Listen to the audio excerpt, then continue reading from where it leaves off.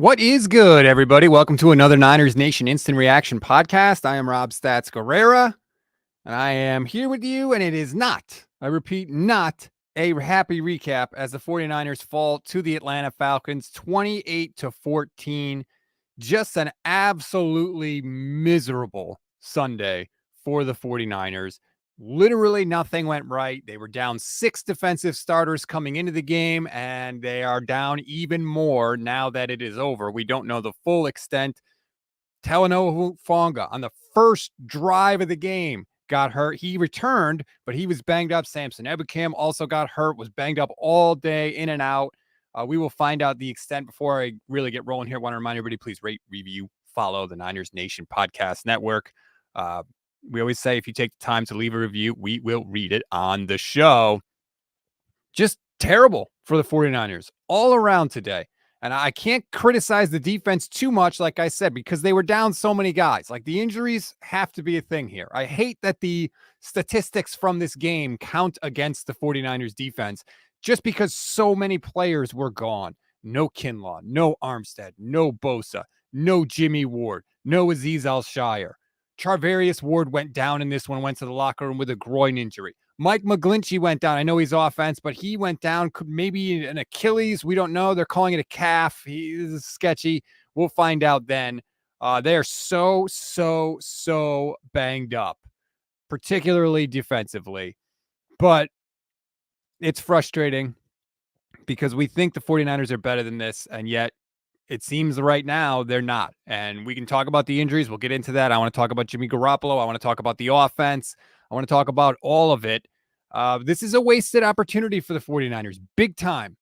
They could have been 4-2 with another conference victory going into their big game against Kansas City. And now here we are, 3-2. It's always one step forward, 2 steps back with this team, right? One step forward, 2 steps back. It's what it always feels like. And a lot of you are coming for the trainers in the mentions, and I get it. And we'll get into all of that. I do think that the offense could have been better. They didn't put up great numbers in this game, and they weren't good. Although I will say that Jimmy Garoppolo had multiple throws down the field in this game, multiple that were very good, certainly good enough to be caught with a regular effort from wide receivers, and they were dropped. And I think what we learned today is this, very simply. If the 49ers do not have the number 1 defense in football, they can't win. They can't do it. They can't score. And I know that they had those plays dropped, and they were. And I totally freely admit that. That could have changed all the numbers. That could have changed everything. You know, some people don't like to say it, or some people don't like to acknowledge it, but I do understand the context. I get it. But you know what? They weren't caught. Those passes weren't caught, and there were other plays in this game that could have been made, and the 49ers didn't make them. They didn't make them, okay? And look, at one point in the third quarter, Marcus Mariota had outgained the entire 49ers offense, 165-161. That's pathetic. And I get that those balls were dropped. I get it. But you know what? A drop pass doesn't end a drive. You've got other plays on that drive where you could have made plays. So I don't want to hear it. I'm getting that from a lot of 49er fans today, as if the presence of any adversity whatsoever absolves them of all blame. Like, no. And what do we say going into this one? Oh, Jimmy Garoppolo hasn't thrown an interception in 2 straight games. If we could just get this Jimmy, the 49ers can win. Guess what? We can't. He can't do it. Like, he can't do it. He was not at his best today. No question about it. Threw an interception before halftime. Not as bad of an interception as he usually throws because there was very little time left. And so he was probably more willing to take a risk. I understand that. He didn't have to throw an interception in that spot, but it's not the worst Jimmy interception we've ever seen. But there it was again. Late in the game, 49ers driving down, multiple scores. They need to get in the end zone. Jimmy throws the ball high again. It's tipped, and interception. Typical Jimmy Garoppolo interception, right? We have seen that. But this was like the best example of this offense is so limited. They're driving down the field. They're down 2 scores. It's a 14-point game, and they're throwing screen passes to try and get down the field. Why? Because that's the only way they can. That's all this offense is, especially when they can't run the ball, and they couldn't run the ball today. 16 carries in the game, just 50 total yards rushing for an average of 3.1 yards per rush. Nobody had a rush of 10 yards or more. Nobody. Not a single person in the game. Jeff Wilson didn't do it. Debo didn't do it. Jimmy didn't do it. Tevin Coleman didn't do it. Couldn't even get 10 yards on a rush. That's bad, man. That is bad. And we said it going in. The offense was going to have to lean on, or this team was going to have to lean on the offense, I should say, because the defense is so banged up. So, and that happens during a course of a season, right? Injuries happen. Units become stronger and weaker as the year goes along.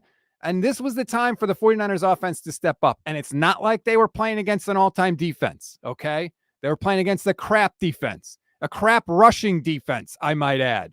And guess what? They couldn't run the ball. Why couldn't they run the ball? Because the Falcons could sell out to stop the run, and they knew they didn't have anything to fear from the 49ers passing game. It's just the same thing over and over again with this team. One step forward, two steps back. It's maddening. It's maddening. And the 49ers are so bad at clock management. Like, they didn't understand. Atlanta, here's what Atlanta did, essentially. They 49ers the 49ers. That's what they did. They 49ers the 49ers. They ground the ball out on third down or on the ground, controlled the clock, controlled the game script. It was always third and short, right? Always 3rd and 1, 3rd and 2. Marcus Mariota threw one incompletion in the game. One, and it came in the fourth quarter. Why? Because they were always able to grind it out on the ground, and so he never had to do a straight drop back pass. And when he did, 49ers actually got pressure on him multiple times. Amenahu and some of the backups that were in there, Hassan Ridgeway busted through the line a few times. When they had to straight up drop back pass, Atlanta was getting pressured, but they almost never had to do that. 10 rushing first downs for the Falcons today. On the whole, they were 9 of 14 on third down. 49ers, by the way, 3 of 8 and only 1 in the third quarter. They converted a couple because when they were down 14 late in the game, the 49ers got the ball on the 1 yard line, and the Falcons were like, great, you can dink and dunk your way down the field. We don't care. You need multiple scores, and the clock is our friend. So the Falcons were totally content to let the 49ers dink and dunk all the way down the field, which is exactly what they did, which is why a lot of the offensive numbers for the 49ers today are inflated. Like, for example, Jimmy Garoppolo's 296 yards, inflated, because the Falcons were just letting them move down the field. And I'm not totally blaming the loss on Jimmy Garoppolo. Again, I'm not doing that. What I'm saying is this offense as a whole, and Jimmy's a part of that, this offense as a whole is broken. It cannot function. It absolutely cannot function. They don't do anything except screen passes. They run the game and they do screen passes. And that's what it is. And when your defense is as banged up as it is, you're not going to be able to win games. You're not going to be able to win. A lot of you are mad at Kyle Shanahan, and I get it. Like, there's plenty with him to be frustrated about. The time management to me is the biggest thing. Because, again, Kyle dialed up some plays, and guys were open, and Jimmy put the ball on him multiple times. Charlie Warner dropped a deep ball. Ray McLeod dropped a perfect deep ball from Jimmy Garoppolo. Perfect. He couldn't have placed it any better, and Ray McLeod dropped it. So Kyle Shanahan schemed guys open. They were there. Now, I think you could argue, why is it that we're always scheming open Charlie Warner and Ray McLeod and not Debo Samuel, George Kittle, and Brandon Ayuk? That's a legitimate question, I think, for Kyle Shanahan. But, like, guys were open. So all of you people saying fire Kyle Shanahan, like this comment here from Gamer and Ganja for Life. Fantastic handle, by the way. Fire Kyle and get rid of Jimmy. Jimmy didn't have his best game, but Jimmy didn't have his worst game either. But it just, the limits of the offense, Andre watching on the YouTube page, nailed it. Jimmy limits this team. They're not made to play from behind. Jimmy limits the team, and the offensive play calling sometimes limits this team from behind. Like, the game script was never in the 49ers' favor today, ever. The Falcons never trailed for a second in the game. They controlled the ball on the ground. The 49ers were always playing from behind, and the second it became multiple scores, you knew the 49ers were cooked, especially because with so many defenders out, you weren't going to get a big play, right? You weren't going to be able to rely on them to set you up. So that's why I said if the 49ers don't have the number one defense, they can't win. Brandon, watching on the Facebook page, says we don't have a deep threat on we lack a deep threat offense. I mean, Danny Gray was supposed to be a help with that, but he's either banged up or ineffective. They tried today. They tried with Ray McCloud. They tried to go deep, but you need three things for these plays to happen. You need a good play call, you need a good pass, and you need a catch. And the 49ers never had all three of those today, really, throughout the entire game. If I just give the box score a quick check, the longest play they had was a 27-yarder to Deebo Samuel, and that's when he bulldozed two dudes and ran after the catch. They never had all three. They were never in sync in this game, and it's very frustrating because it was a winnable game. Again, the offense should not struggle against this defense. Everybody scores on the Falcons, man. Not the 49ers. They could not get out of their own way. Even late when they were trying to drive and come back, and Jimmy threw down the field for Ayuk, and he completed it. Nice throw, nice pass. Guess what? Holding. Although it really wasn't a hold. It was kind of more like a trip, but it was definitely a penalty by Brendel. And so that play didn't count. And so they just never got out of their own way. It's funny. You stayed on the East Coast because you wanted to, not have to worry about the early start time, and you wanted to essentially be in the flow of things. And yet the 49ers came out in this one and looked like they needed to wake up. They needed to wake up in this one. They didn't look ready to play early on. Very frustrating. And usually they're good. This was the first time in this sort of back-to-back leg that the 49ers have had on the East Coast where they actually lost. But it was just not good all around. Not good all around. Coverage units on special teams, again, let the 49ers down. It's bad, man. Gallo 209, watching on the YouTube page. Jeff Wilson Jr. and Coleman are garbage. Are they ever going to play Jordan Mason? No. I think it's clear they're not going to play Jordan Mason. They could have played Ty Davis Price. He was back in this one, didn't have a carry. So that's where we are with this 49ers team. So you can think, look, when the defense is all there, they got a shot to beat anybody, and I totally agree. They absolutely do. The problem is, I don't know the defense is ever going to be there again this year. I really don't. Who knows when Jimmy Ward's going to come back? Maybe Nick Bosa will be back next week, maybe, but he's only one person. Charvarius Ward now could be down for multiple weeks. He's got a groin injury. We don't know. Azeez Al-Shire is going to be back in a few weeks. I mean, you can only take so many hits. You can only take so many hits. Waltony 101 watching on my Twitch page at Stats on Fire. What's up? Maddening to see the offense score with ease on back-to-back plays and then stall so badly. Yeah, early in the game they did. Early in the game, they went right down the field, right? Falcons score right away. Niners, are moving the ball and then fumble. They lose it. Falcons scoop and score. Okay, that's not great. But the Niners get the ball right back. They go 8 plays, 79 yards, right down the field. And guess what? Guess who was getting the ball? Kittle, Deebo, Ayuk. They ran it a couple times, but all the passes on that drive all went to Kittle, Deebo, or Ayuk. And guess what happened? They ended up sticking it in the end zone. Little screenplay to Brandon Ayuk, touchdown, 14-7. You're like, okay, not the end of the world. Niners defense forces a 3-and-out. 49ers get the ball back on after a great punt return by Ray McCloud. I should give him credit. 35-yard punt return. Niners get the ball. 4 plays, 32 yards, touchdown, Jimmy to Ayuk again. And it's tied up. And you're like, awesome. Here we go. We're coming back. The offense is doing it, right? And then what happens? Atlanta gets the ball. 7:07 left in the second. They grind out an 11-play drive. They go all the way down the field and they stick it in the end zone when Marcus Mariota runs on the outside for a touchdown because Samuel Womack just completely forgot that Marcus Mariota can run the ball, totally abandoned the edge, lost contain, and Mariota was untouched on the touchdown run. And Niners, that was it. That was the closest they ever came. They got the ball back, 57 seconds left in the second quarter, 49ers have one timeout. And again, this was a big theme for them. Where was the urgency for the 49ers today? That's what I want to know. Where was the urgency, right? So that possession's a perfect example. They have one timeout left. They get the ball 1st and 10 at the 25. There's 57 seconds left. What do? Garoppolo. Short pass to Juwan Jennings. They let the time, they don't call timeout. They let the time tick, tick, tick. So 57 seconds left with the first play. They don't get another play off until there's 38 seconds left. Garoppolo throws incomplete. Okay, stops the clock. 3rd and 1, they run a quarterback sneak with Jimmy Garoppolo. Now he gets the first down, but again, there was 37 seconds left in the game, in the half at that point. He runs the sneak. They don't run a first down play again until there's 14 seconds left. And again, they had a timeout. So you want to say, okay, we'll do the sneak, but we'll call timeout. Nope, the 49ers don't do that.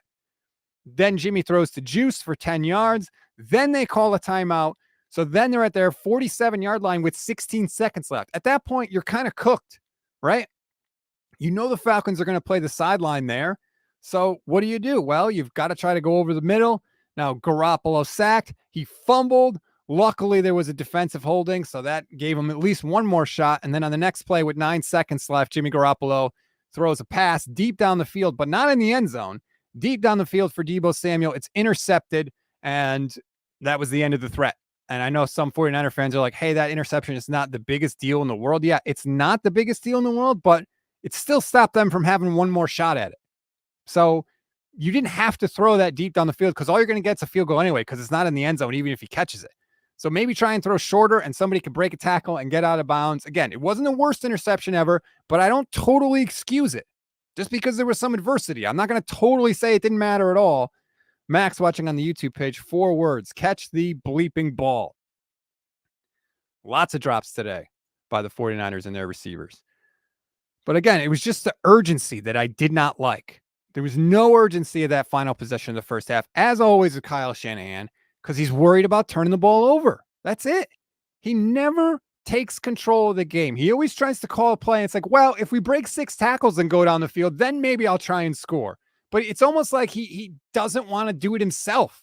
It's like he doesn't want the decision to be made by him, it seems like. He just decides, well, if it happens on the field like this, then we'll react. It's like, no, you try and force it to happen.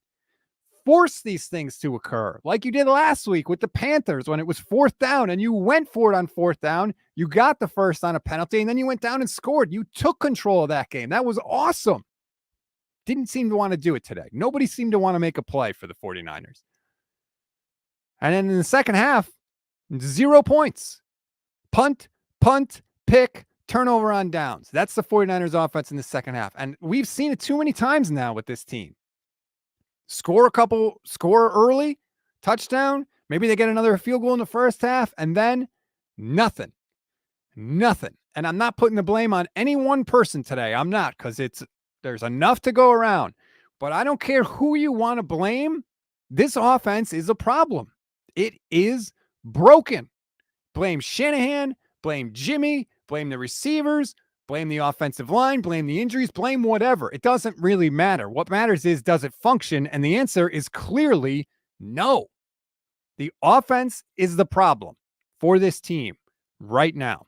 10 points week 1 against the Bears, 27 against the Seahawks, but only 20 scored by the offense. Remember, 10 points in the loss to the Broncos, 24 to the Rams, but really only 17 because it was a touchdown by the defense. Again, remember. Now, they did put up 30 against the Panthers. Credit to them. But here we go again today, 14 points. It's not good enough. It's not good enough. And this was the team that was supposed to be better because Trey Lance was out, right? Remember that? The rhythm on offense? I mean, come on, man. It's bad. It is bad. And it seems like it's something different every week. Whether it's one week, it's Jimmy not being aggressive. Another week, it's guys not catching the football when Jimmy is aggressive. But it's bad. It is broken right now. And Kyle Shanahan has to take the blame for that because he's the head coach and the offensive coordinator. It has to go on him. It can't go on anybody else. Literally, the buck stops with him. Excuse me, let me get a drink.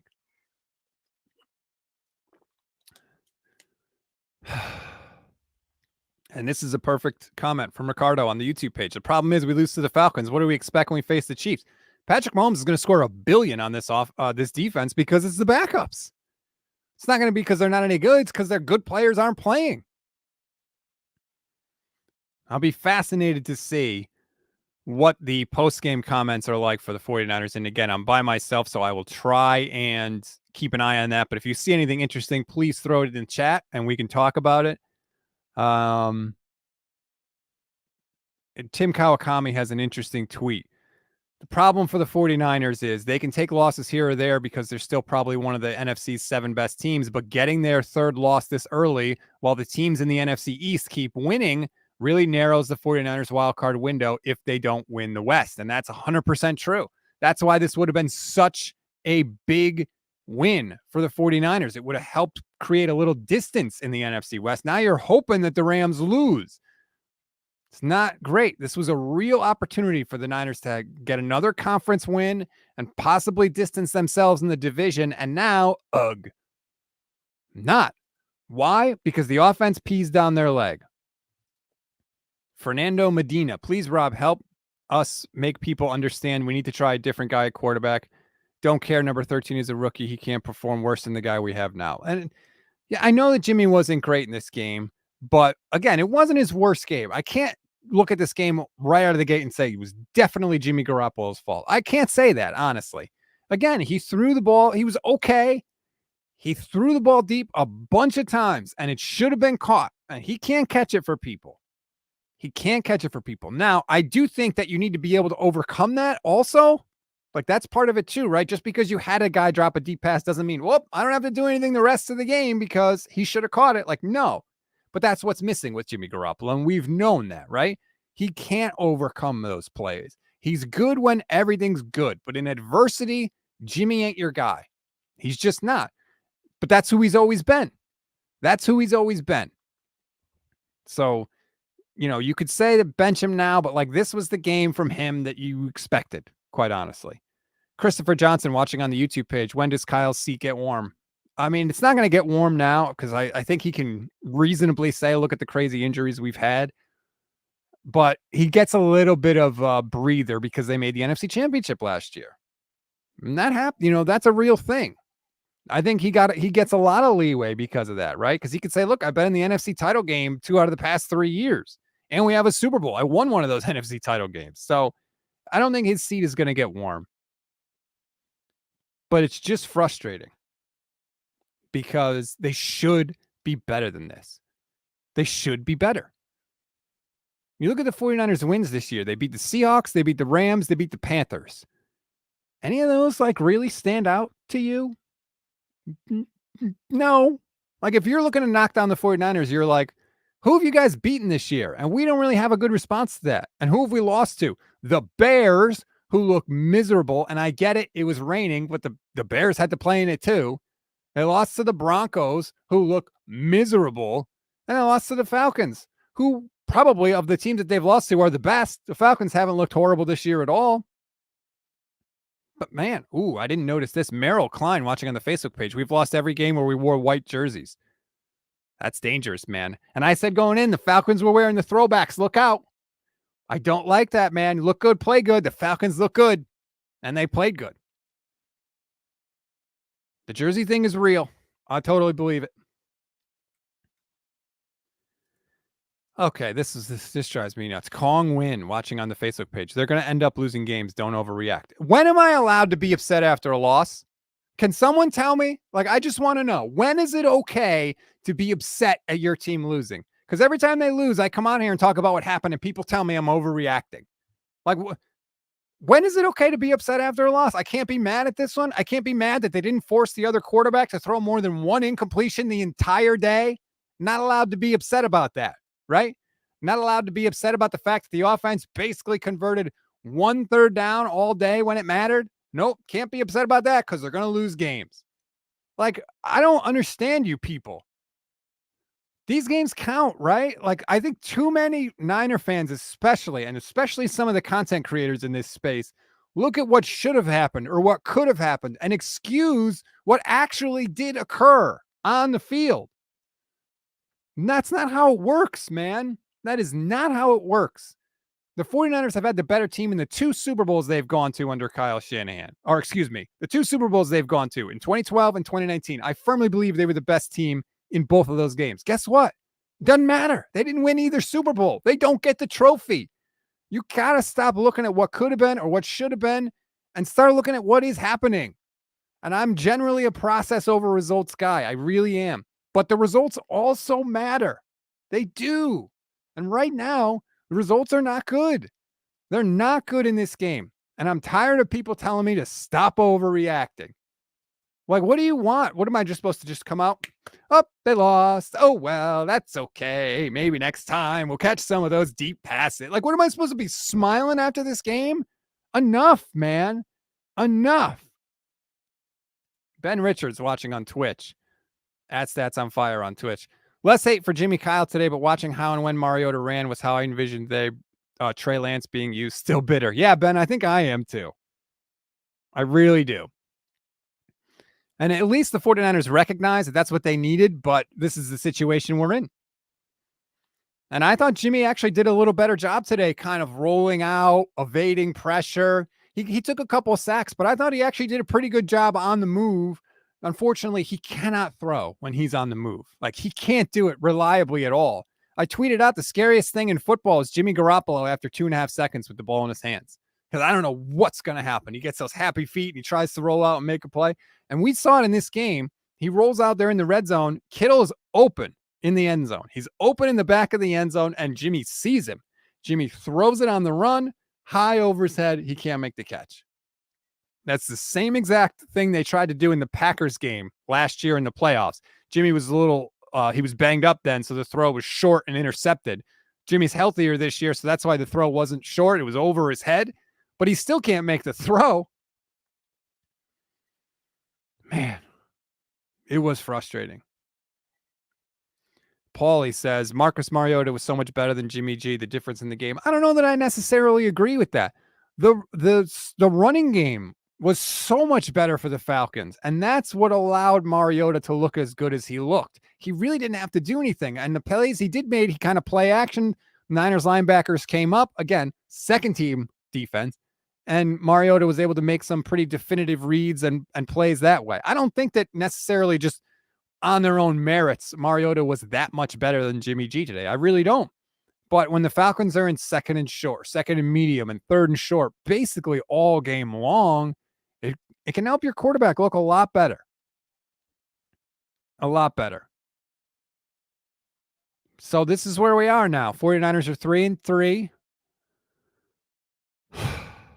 After 6 games, had kind of a softer schedule, and now we're getting into the meat and potatoes, right? Now we're getting into the Chiefs next week, the Rams the week after that, then the bye, then they play the Chargers. These next 3 games are rough. If the 49ers go 1-2, you can't exactly be stunned, right? Especially with the injuries on defense. So that's why today's a gut punch.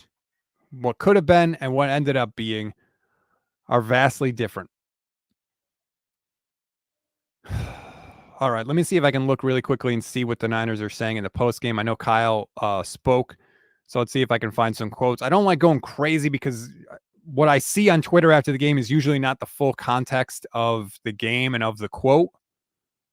But the biggest play of the game, in Kyle Shanahan's opinion, was the Falcons' 3rd and 12 from their own 39 with 3:30 left in the second. Mariota scrambled for 15 yards to set up his own 3-yard scoring run.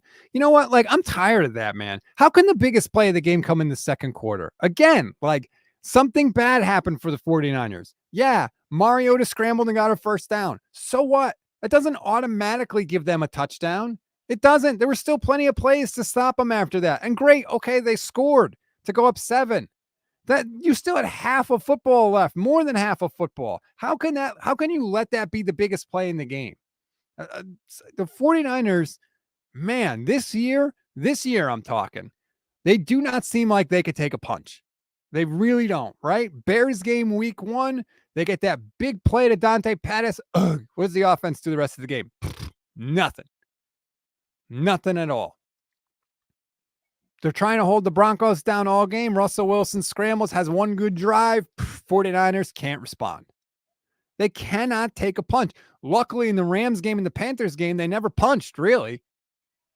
But when adversity strikes, man, and you could see it in the body language of some of the players on the field, they're just down, shoulders slumped. Nobody gets them pumped up. Nobody says, I can make a play. Get me the ball. Let's go. Let's turn it around. They just don't, man. Very, very frustrating. And I don't know why they don't have that, because you would think that Debo or Kittle or somebody could do it, but it seems like they don't. It seems like they don't. Andre watching on the YouTube page. Mariota would have been a good backup for Lance. Same style, but they wanted Jimmy. I don't think they wanted Jimmy at first. I think they wanted to get rid of Jimmy. And then the longer they got to look at Trey, they were like, oh, shoot, we need Jimmy. I really think that's what happened. We don't need to get into that whole discussion right now. Shanahan did say Trent Williams and Nick Bosa could return to the lineup in 7 days versus the Chiefs. Yeah, great. So what? Jalen Moore wasn't terrible today. Like, he wasn't that bad. Great. Trent Williams will be back. Is that really going to fix the problems on offense? No. Will it help? Sure. Absolutely it will. But it's not going to solve anything. The underlying issues are still going to be there. Nick Bosa can go back. Okay. Where the hell is 5 other defensive starters? Can they come back too? Shanahan said Bosa had a chance to play today, but they opted to keep him out another week. I think that was a smart play, by the way. I don't think you should have forced him back. So, yeah. Jimmy Garoppolo was not sacked in the game. It felt like he was sacked. He wasn't sacked. Is that accurate? I could have swore he took at least 2. Maybe I'm thinking of the fumble that was overturned because of a penalty. That would have been 1. Yeah, he wasn't sacked. But there were certainly plays that maybe they weren't sacks, but they functioned as sacks essentially because they blew up the play. This is a good tweet from Nick Wagner. The 49ers gave up 21 points and 289 yards, the 49ers defense. Given the fact they had 3 or 4 of their expected starters on the field, that is absolutely holding up pretty well. It's true. It's true. That's why we said it's on the offense, and they couldn't come through. And I know that there's injuries, but you've still got your quarterback that you claim is as good as a starting quarterback. You've still got Debo. You still got Kittle. You still got Ayuk. You got to be able to score more than 14 points against a bad defense. You have to. You have to if you're going to win. And the 49ers can't. The 49ers simply cannot. People are saying that David Lombardi is playing damage control. Let me see if I can check it out. I know he was all over Jimmy Garoppolo and the plays that were not made. Shanahan says Jimmy G was on fire in the first half, and the game could have gone differently if the 49ers hadn't squandered his 2 perfect deep throws to McLeod. Says Jimmy G played an overall good game. I agree. I think Jimmy G did overall play a good game. Shanahan says the 49ers knew they'd only have 2 more possessions, which is why they, quote, didn't panic and ran that penultimate drive deliberately. No, Kyle, no. Man, he just doesn't get it. He does not get clock management. The problem with saying that, Kyle, is that you assume you're going to score on both of those. That's a faulty assumption. You've got to play the game as if you might not score. Why would your game plan be? Well, we just have to score every time. Like, what the hell is that? Like, no. There was no urgency for the 49ers in this game. None. It's like they didn't realize what the Falcons' strategy was as they were going along, grinding out possessions. There was none. There was no hurry-up offense at any point in the game until there was 4 minutes left in the game. When your offense has done nothing, why not try to go to hurry-up earlier than that, right? Maybe throw them off a little bit. That Jimmy sometimes can do well in a hurry-up offense. Nope, none of that. No urgency whatsoever. None. Man, Falcons had 1, 2, almost 3 touchdown drives that were 6 minutes. Their third touchdown was 5 minutes and 12 seconds, but they were grinding out possessions. Even on the drives where they didn't do much, they were taking time off the clock. 6 plays, 15 yards. They took 4 minutes off the clock. They punted on that possession, but they took out 4 minutes at a time when you're up by 2 touchdowns. That's a win for the offense. Even on a 3 and out. This is a great example. 3 and out in the second quarter. 3 plays, 3 yards. Took 2 minutes and 18 seconds off the clock. Now, that was a 1-score game at that point, but you see what I'm getting at. The Falcons were grinding it out, taking time off the clock, even when they weren't moving the ball down the field. So for Kyle Shanahan to sit there and say it's okay for us to be deliberate because we were going to get 2 more possessions when we were down 2 touchdowns. No. And by the way, that's only tying the game, right? You're not even getting more points to win the game. Like, no, Kyle Shanahan sucks at game management. He sucks at it. Like, he's not just average. He's bad, and he's really bad. Like, really, really bad. And it's obvious. It is obvious. He just doesn't get it. And I don't know why. Like, fire up Madden, dude. Figure it out. That should be the easy part of the game. That should be the easy part for him. He's great at like a lot of the football stuff, right? This part is not hard to grasp. It's not difficult to see for anyone, even if you're not a coach. Like, we can see it. We can see it. Excuse me. I need another drink as I'm ranting and raving. It's pathetic, man. That's pathetic by Kyle Shanahan. He's got to go to school after the year is over and study up and figure it out. Like, figure it out. It's not even just that you were deliberate and not doing hurry up. You were running screens and short passes and running the ball. That drive where they got the ball on the 1 yard line in the fourth quarter, it took them 3.5 minutes to go 22 yards. 3.5 minutes to go 22 yards. That is a broken offense. Kyle, even if you go 3 and out, you shouldn't lose 3.5 minutes to go 20 yards. Even if you throw 3 incompletions, if they're deep down the field, whatever. How do you got to try to go 22 yards in 3.5 minutes? Like, that's difficult in today's NFL. That's really, really bad. So the management there from him has got to get better. They got to hire somebody, or somebody's just got to pull him in an office and shake him until he realizes it. It's bad, man. It's costing them. It is making it harder for them to win games. And that's, your head coach shouldn't do that. Nobody on your team should do that, but especially not your head coach. Let's see. Shanahan said that he's uncertain of the severity of the injuries to Mooney, Ward, and Mike McGlinchey. Yeah, they haven't had time to really get fully checked out. Man. It's weird, and it makes me angry to see so many mistakes made again and again and again with this team. It's really bad. Akash just tweeted, 49ers offensive execution issues. Jeff Wilson fumbled. That was a touchdown. Charlie Warner drop. Ray McLeod drop. Drake Brendel penalty takes away a deep Ayuk catch and run. Ayuk's fumble. That was recovered by Debo. So that it's really not that big a deal, Akash. He wrote, hard to overcome these mistakes. Hard, but not impossible. That's the difference. Hard, but not impossible. And the 49ers and a lot of their content creators and a lot of people that cover them act like it's impossible. And it's not. And that's what bugs me. You want a team that can overcome adversity and overcome mistakes. Part of the reason you went and got Trey Lance is because you thought he would be capable with that, either with his big arm or with his legs, right? They cannot overcome adversity. That much is very, very clear from today. They're not capable of it. The defense is too depleted and the offense just doesn't have big plays. Mr. J watching on the YouTube page. Shanahan knows the game and he had 6 years to do things in the 49ers to do big things. I don't care if he's an offensive genius. He doesn't do anything. Next year, if he doesn't do anything, he's out. I don't agree with that. He's not going to get fired next year. But I will say this.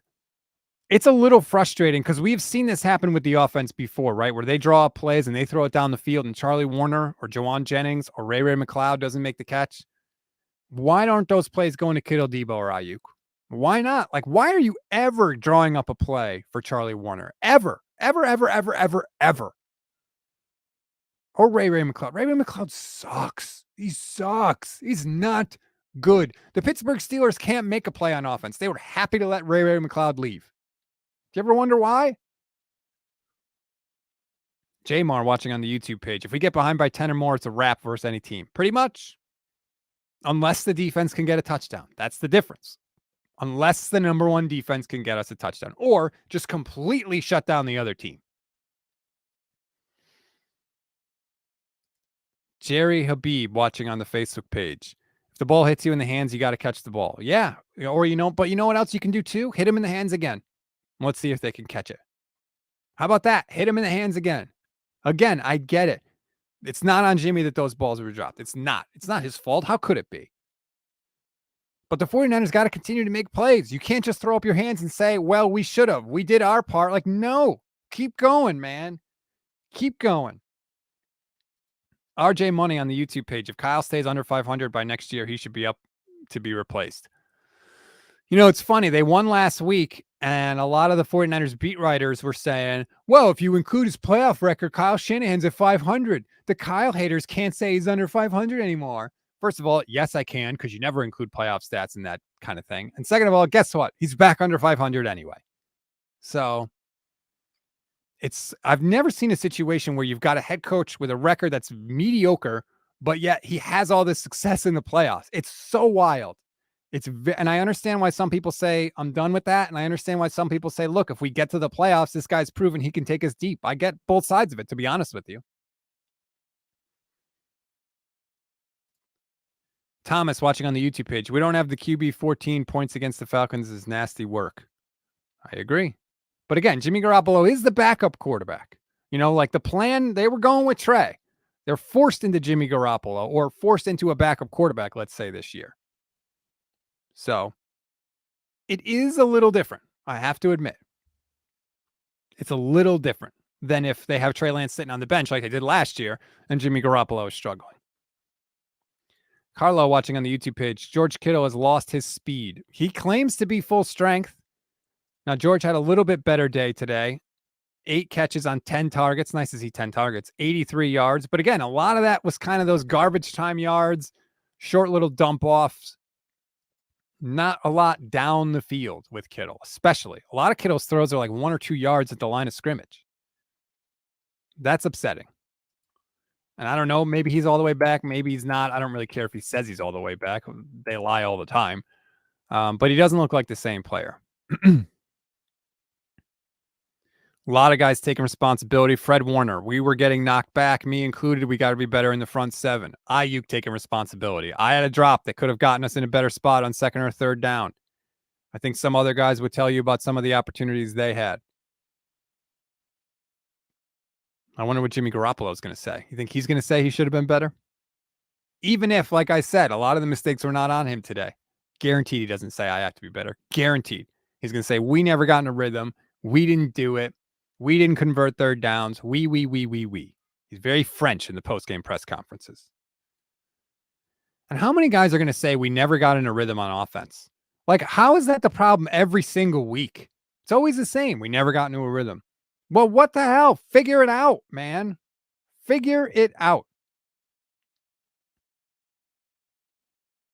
How come you can't get in a rhythm? You have so much trouble getting into a rhythm so often.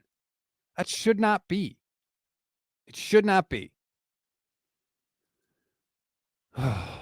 Anybody else see anything interesting from the post game that you want me to comment on? Again, I'm trying to scan through and check it out. So far, I haven't seen anything too crazy, although the urgency thing for me will always enrage me. What is Kawakami tweeting now? The NFL is a final result situation. 17 games, get through all of them. What are you at the end of this? If you get to the playoffs, what can you do? But the NFL conditions its fans to scream every week. Only now matters to the screamers. Who should know better, baby? I mean, again, Kawakami, he always talks about people screaming on Twitter. Yeah, people are mad on Twitter, right? Twitter is a medium designed to get your instant reaction to every little thing. Of course, people are going to be upset, you moron. Also, do you expect us to just sit on our hands and say nothing after the game because we haven't seen all 17 games yet? I hate when people say that. I hate that, man. We're allowed to be pissed. I wait all week for this damn game, and then they played like garbage. At least the offense was garbage. Again, I don't want to get on the defense too much because they were down a bunch of guys. It's funny. Last year, what do we hear? The Niners were 3-5, and all of a sudden they turned their season around and got to the playoffs. And they were like, well, we're so lucky, right? Who starts 3-5 and gets to the playoffs? Well, guess what? The Niners are 3-3. They got 2 more games before the bye against the Chiefs and the Rams. They could very easily be 3-5 once again this season. Very easy. And Walton 101 on the Twitch page makes a good point. Each of those 17 games that Kawakami mentioned count the same. It's not like today's loss is worth any less. And you're 1,000% right. They all count the same. Again, he said it, right? It's a results-oriented business. So if it's a results-oriented business, they only play 17 games and they all count. I'm not allowed to be pissed today. Can't get mad. Can't be mad on Twitter, Tim. Like, I don't get that. I really don't. Fernando, still talking about Jimmy Garoppolo. I agree. No one can say Jimmy lost this game, but no one can say he did something to make us win. That's Jimmy, always. Yeah, pretty much. I know people are going to say there were drops. But again, those plays don't end drives. You're allowed to drop a pass and then have another big play. That's okay too. But he's just not that guy. You're not that guy, pal. You're not that guy. That was a bad imitation, but you know what I was referencing there. So 49ers 3-3. Now, if they split the next two games, right, lose to the Chiefs, maybe you beat the Rams again, which is entirely possible because the Rams' offensive line is so bad. 49ers may still be able to get enough pressure on Matthew Stafford to make life miserable, and the Rams can't run the ball at all. If you can split the next two and go into the bye 4-4, it's not the worst scenario.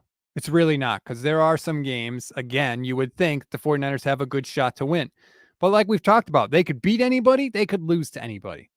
So it's hard to look and say, well, they should beat the Cardinals, for example, or they should beat the Seahawks again, because we've shown with this offense, they can't score. When you can only score 14 points a game, you could lose to anybody. Anybody. Especially when you don't have the number one defense. And clearly the 49ers don't, and they're not going to maybe ever again. We don't know. We don't know if Bosa's going to be able to come back and be as good as he was and stay back. We don't know how long Mooney Ward is out for.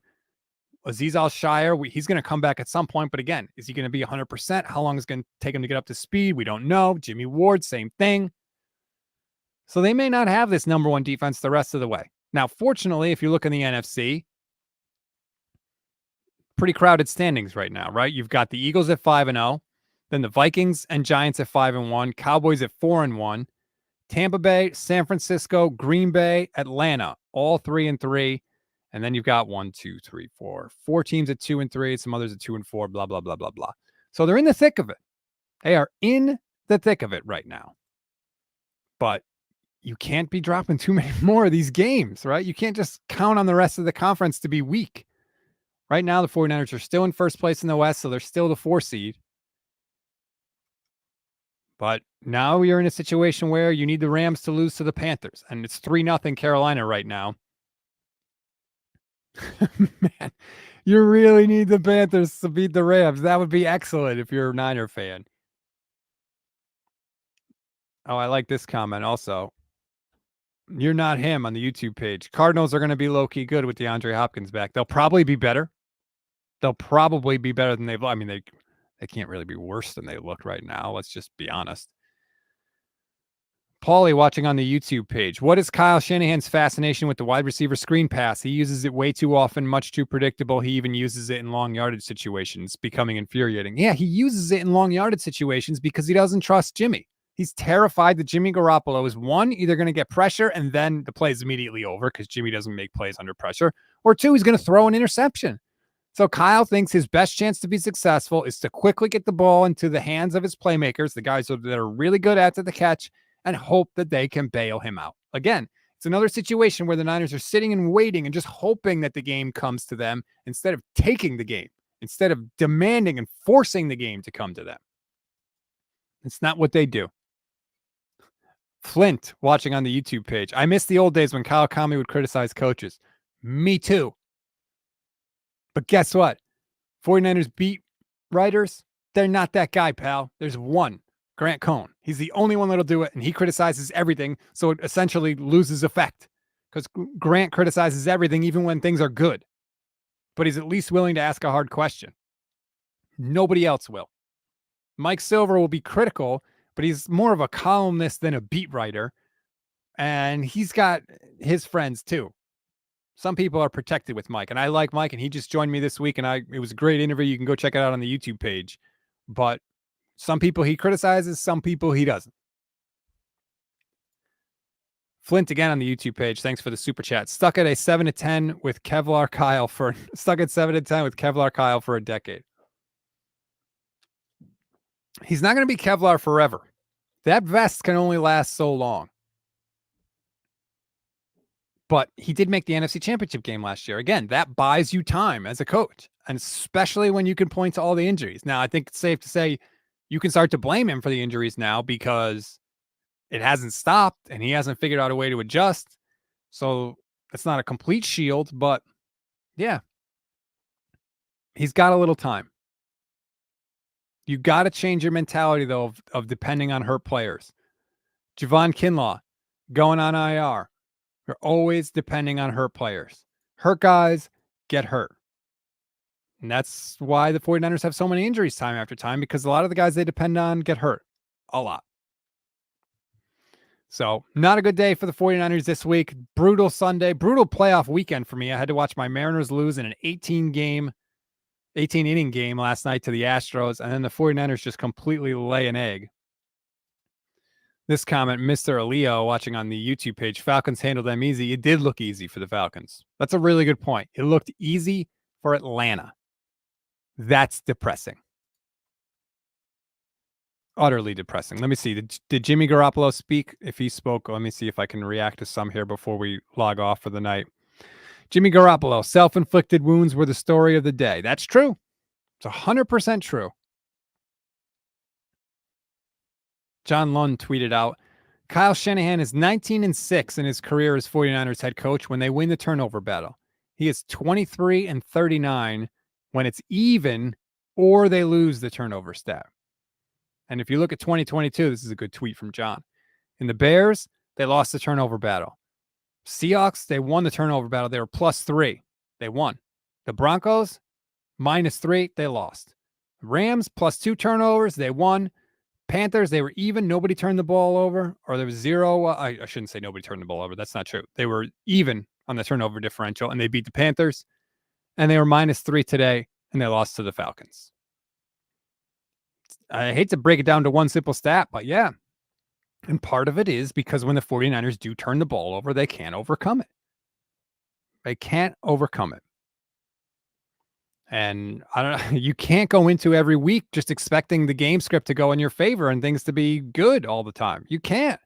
There's going to be adversity. It's the NFL, man. It's the NFL. But that's where we are with the Niners. That's the kind of team that they have. That's the kind of game they're going to have to play. They have to control the ball, control the clock, control the ground game, and get up multiple scores and rely on the defense. And with the defense banged up and the offense struggling, it's going to be tough. And next week is going to be really tough against the Chiefs. Very tough. Can they do it? Sure. Like I said, they can beat anybody. But it's going to be really hard. I would imagine the Niners are going to be underdogs in that game, even though it's at home. That's going to do it for this edition. Oh, I'm sorry. I forgot to mention, I am wearing my Homage shirt. What up? Shout out Homage. I got my Homage t-shirt. We did a contest this week to name the 49ers defense. We decided to go with Code Red, which I think is a great name for the defense. Unfortunately, they're not all going to be back together, but we held a contest. We gave a winner an Homage shirt. We're very grateful for all your submissions. Please keep them coming, because if Code Red doesn't catch on, we might need another one. But you can go to Homage. There's a description in the YouTube link to this episode, and there's also be a link in the description of the podcast episode. Go to Homage. You click the link. It'll go right to the 49ers stuff. They have awesome stuff. The Niners may not be good, but you can still look good this year with your Homage shirt. They got a lot of cool custom things that not a lot of other people have. It's not just like the stock stuff from NFL.com. You should definitely go and check that out. We love Homage. We always appreciate them helping us out and hooking us up. Also, special announcement before we go. We have a Monday show now on the Niners Nation Podcast Network because Vish Kumaran has just agreed to become part of the team here. He and I are going to do a live YouTube show on Monday, tomorrow. It's going to be 10 a.m. Pacific. And we're going to take your questions, your comments. We'll react to everything. We'll react to any news that comes out. But excited to have a full lineup of shows, long-form shows, every single weekday for you now. It took a little longer than I would have liked to get that last spot filled, but we did fill it. So we can talk tomorrow again on YouTube. Really looking forward to it. Vish is awesome, really smart guy. I'm sure you've seen him on YouTube already. But we're happy to have him come aboard so you can catch that show tomorrow as well. Please rate, review, and follow the Niners Nation Podcast Network. Follow me on all the socials, Twitter, Instagram, TikTok, Twitch. I'm at Stats on Fire. DMs are always open. Feel free. Hit me up in the comments. I love to argue. I love to talk with you. Try to enjoy the rest of your weekend, everybody. Unfortunately, the 49ers did not provide much help today. Maybe they can surprise next week and we can be back on top of the mountain. Thanks, everybody.